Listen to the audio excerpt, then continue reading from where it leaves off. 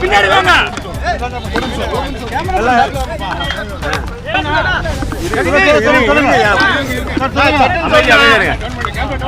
நாங்கள் விவசாய கடனை நேற்று நடைபெற்ற வேளாண் பட்ஜெட்டில் வந்திருக்கும் எதிர்பார்த்தோம்.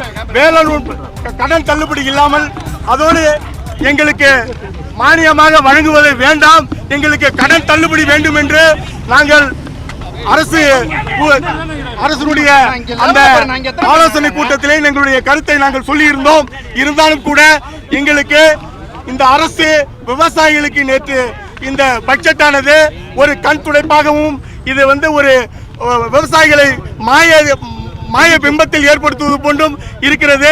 இது முழுக்க முழுக்க விவசாயிகளுக்கு ஏற்றம் தருகிற பட்ஜெட்டாக இல்லை, விவசாயிகளுக்கு வாழ்வாதாரத்தை உயர்த்துவதற்கான பட்ஜெட்டாக இல்லை.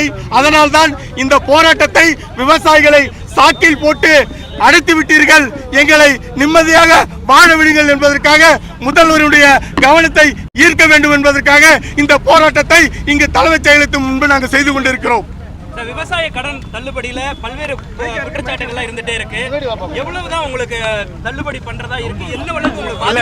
என்னன்னா தமிழக அரசு தமிழக முதல்வர் என்ன சொன்னாரோ அதான் நாங்க கேட்கிறோம். அவர் தேர்தல் பிரச்சாரத்தின் போது சிறு குறு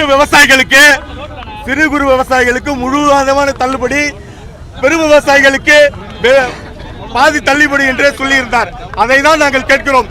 ஏனென்றால் இன்னும் சொல்ல வேண்டும் என்றால் அந்த நம்முடைய முதல்வரை சட்டமன்றத்தில் வைத்துக் கொண்டு பாட்டாளி மக்கள் கட்சியினுடைய சட்டமன்ற உறுப்பினர் சௌமியா அன்புமணி தெளிவாக சொல்லியிருந்தார், 100 அடி ஆழத்தில் நாங்கள் கீழே கிடைக்கிறோம், எங்களுக்கு வெறும் 50 அடி ஆழத்தை கைது கொடுத்தால் நாங்கள் எப்படி முன்னேறுவது? அதற்காக தான் எங்களுடைய இந்த போராட்டத்தை தமிழக அரசினுடைய கவனத்தை ஈர்க்க வேண்டும் என்பதற்காக இந்த போராட்டத்தை இங்கு நாங்கள் செய்து கொண்டிருக்கிறோம்.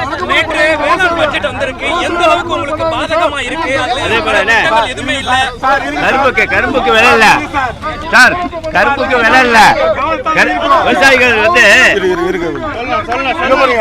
விவசாயிகளுக்கு இங்க பாருங்க, அவங்க குவிண்டாலுக்கு 3500 ரூபாய் சொன்னாங்க. நீங்க 3500 ரூபாய் இல்ல, கொஞ்சமாவது கூட்டி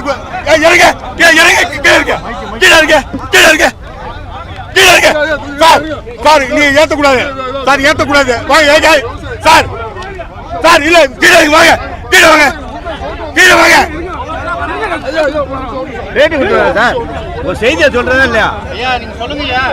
ஐயா, எங்களுடைய கோரிக்கை இங்க பாருங்க, ஒரு குவிண்டாலுக்கு நெல்லுக்கு 3500 ரூபாய் தரதா சொல்லியிருந்தாங்க.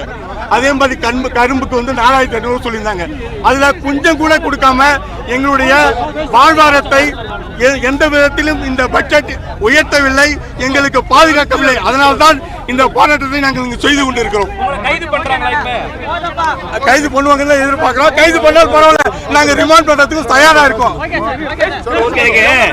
பல்வேறு மாவட்டத்திலிருந்து ஒரு 45 விவசாயிகள் நாங்கள் இருக்கிறோம்.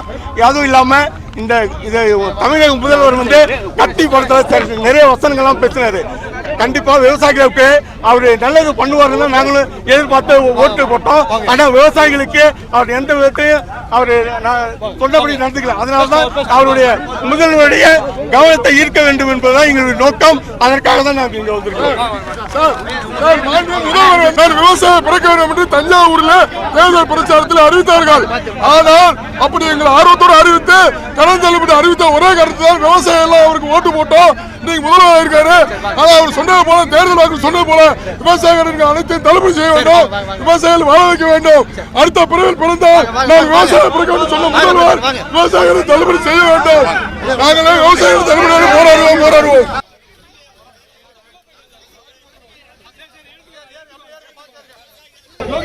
மாவட்டங்களை வளர்ச்சி மாவட்டம் அறிவிப்பு இப்படி வாழ்வாதாரம்